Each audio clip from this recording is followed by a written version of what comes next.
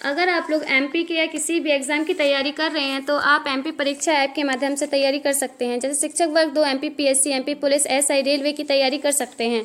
और अगर आप टेस्ट सीरीज़ पे आप 40% डिस्काउंट चाहते हैं तो आप कूपन कोड VYAMGOV40 यूज़ करके डिस्काउंट ले सकते हैं। इस ऐप को आप प्ले स्टोर से भी डाउनलोड कर सकते हैं या डिस्क्रिप्शन में इसकी लिंक दी गई है तो आप वहां से भी स्टोर कर सकते हैं। अगर आप अपनी सफलता सुनिश्चित करना चाहते हैं तो सक्सेस टेस्ट सीरीज़ एक बार जरूर लगाएं, क्योंकि यह test series layer 1, layer 2, layer 3 से डिज़ाइन की गई है जो आपको हर लेवल के एग्ज़ाम के लिए परफेक्ट बनाती है। परचेस करने के लिए 9981167757 पर कॉन्टैक्ट करें। Friends, thank you so much कि आप अपना प्यार और सपोर्ट अपने चैनल को दे रहे हैं। ऐसे ही देते रहिए और चैनल को सब्सक्राइब कीजिए, लाइक कीजिए, शेयर कीजिए और अपने डाउट्स कमेंट के माध्यम से पूछ सकते हैं। और हाँ, बेल आइकन को ज़रूर प्रेस करें ताकि आगे वाले वीडियो की नोटिफिकेशन आपको मिलते रहें। Thank you so much. Friends, ये वीडियो आपको देखना, समझना, सुनना बहुत ज़रूरी है, क्योंकि ये खबर है जो ये बहुत ही ज़्यादा महत्वपूर्ण है सभी के लिए, जितने भी लोग एमपी के किसी भी एग्ज़ाम की प्रिपरेशन कर रहे हैं या कोई भी एग्ज़ाम दे रहे हैं। क्योंकि पीईबी के द्वारा बहुत जल्द एक बहुत बड़ा अपडेट आने वाला है। बहुत बड़ी खुशखबरी आ सकती है सभी स्टूडेंट्स के लिए, जितने भी लोग एग्ज़ाम की प्रिपरेशन कर रहे हैं। जी हाँ फ्रेंड्स, मैंने जब लास्ट टाइम भदौरिया जी से बात की थी, जो पीईबी कंट्रोलर हैं, तो उनने मुझे बताया था कि आप लोगों के द्वारा जो सुझाव दिए गए हैं उन पर हम लोग चिंतन मनन कर रहे हैं और बहुत जल्द ही कुछ ऐसा करेंगे जिससे बहुत सारी समस्याओं का समाधान हो जाएगा। मैंने उन्हें बहुत सारी समस्याएं बताई थी। बहुत लंबा कॉल था, आप सब लोगों ने सुना होगा। जितने भी लोग मुझे फॉलो कर रहे हैं, मेरे वीडियोस देख रहे हैं और जितने भी लोग सब्सक्राइब कर चुके हैं मेरे चैनल को, उन्हें नोटिफिकेशन मिल जाता होगा मेरे वीडियोज़ का। उन्हें पता होगा कि मैंने काफ़ी लंबी बात करके काफ़ी सजेशन उन्हें दिए थे कि देखो, सबसे बड़ा जो सजेशन दिया था ये तो दिया था कि बार बार एग्ज़ाम होते हैं, बार बार स्टूडेंट्स के पैसे खर्च होते हैं फॉर्म भरने में, आने जाने में, ऑनलाइन एग्ज़ाम में, ठीक है। और इसके बाद जब रिजल्ट आता है तो नॉर्मलाइजेशन में, कट ऑफ में बहुत सारी समस्याएं पैदा होती हैं। तो ये सारी चीज़ें मैंने उन्हें बताई थी। उन्होंने मुझे बताया था कि हम लोग एक कमेटी गठित करके कुछ नई चीज़ें करने की सोच रहे हैं, जिससे आप लोगों को काफ़ी सहूलियत और आसानी होगी। आप लोगों के फेवर में काम किया जा रहा है। तो अब उसी को लेकर एक बड़ा अपडेट आया है जो कि आप लोग देख सकते हैं, ठीक है। ये दैनिक जागरण न्यूज़पेपर की खबर है, भोपाल की खबर है। हर एग्ज़ाम का होगा एक सिलेबस, एक परीक्षा के नंबर 2 साल तक मान्य होंगे।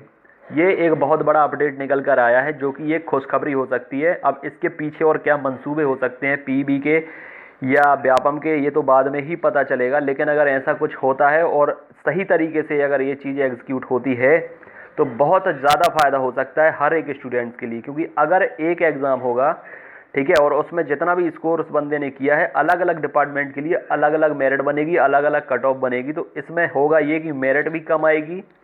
और देखो, सबसे पहले प्राथमिकता हर स्टूडेंट की है जॉब पाने की। डिपेंड किसी भी डिपार्टमेंट में मिल जाए, ये मैटर नहीं करता कि उसे कोई स्पेसिफिक जॉब चाहिए। ऐसे बहुत ही कम लोग होते हैं जो किसी पर्टिकुलर टारगेट को हिट करने की सोचते हैं, जैसे MPSI है, ऐसी कुछ पर्टिकुलर एग्जाम हैं। लेकिन वो तब प्रिपरेशन कर सकते हैं, उन्हें ये लगता है कोई छोटी मोटी जॉब मिल जाए उसके बाद में कंटिन्यू कर सकता हूं। तो आप लोगों की प्राथमिकता ये होनी चाहिए कि सबसे पहले आप लोगों को एक जॉब लेनी है, उसके बाद आगे की तैयारी करनी है, ठीक है। खाली बैठकर या फुर्सत बैठकर तैयारी बिल्कुल भी नहीं करनी है। तो आप लोगों के लिए बहुत बड़ी खुशखबरी है कि आप लोग अगर इस एग्ज़ाम को देते हो तो आप लोगों को कोशिश ये करनी कि अभी से प्रिपरेशन स्टार्ट कर दो। क्योंकि इस पर जहां तक मुझे जानकारी मिली है कि काम काफ़ी हद तक हो चुका है। अभी 2 महीने तक कोई भी वैकेंसी नहीं आने वाली जब तक चुनाव का दौर चल रहा है, ठीक है। लोकसभा चुनाव जब तक चलेंगे तब तक कोई भी नई वैकेंसी आने वाली नहीं है। यहाँ की बात कर रहा हूँ, मध्य प्रदेश की। इसके बाद वैकेंसी आना शुरू होगी, वो मैं आपको शेड्यूल में बता चुका हूँ कि कौन कौन सी वैकेंसीज आने हैं। तो ये हो सकता है कि नए सेशन से अप्लाई हो जाए ये जो रूल है। एक एग्ज़ाम होगा। और देखो, आप सब लोगों को पता है, जितने लोग MP के एग्ज़ाम दे रहे हो, शेड्यूल इनका जो सिलेबस होता है वो लगभग कॉमन होता है। कुछ ऐसे जैसे अकाउंटेंट की पोस्ट होती है, उसमें कॉमर्स के या अकाउंट के कुछ टॉपिक जुड़ जाते हैं परीक्षा में, एक ही टॉपिक एक्स्ट्रा हो जाता है। और कुछ ऐसे हैं जैसे पटवारी का होता है तो उसमें ग्रामीण अर्थव्यवस्था और पंचायती राज ज़्यादा, लेकिन मोस्टली इनका सिमिलर रहता है। हर एग्जाम में इनके मैथमेटिक्स आती है, रीजनिंग आती है, हिंदी आती है, अंग्रेजी आती है, सामान्य ज्ञान आता है। ये कॉमन है। साइंस भी काफ़ी हद तक आती है।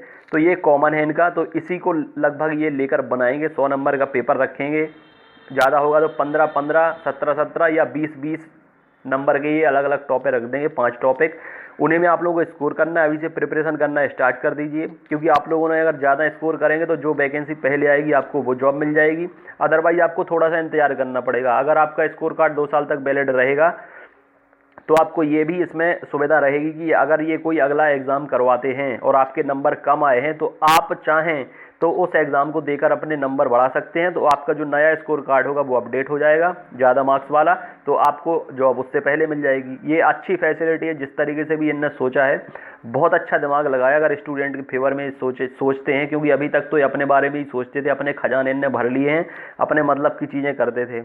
लेकिन ऐसा कैसे कर रहे हैं मुझे तो समझ नहीं आ रहा, क्योंकि इन्हें काफ़ी हद तक इनके बजट में परेशानी आ जाएगी, ये कैसे बर्दाश्त कर रहे हैं। हालांकि मैंने बोला था आप लोगों ने अपने गोदाम तो भर लिए हैं, स्टूडेंट के बारे में भी कुछ भला सोच लो।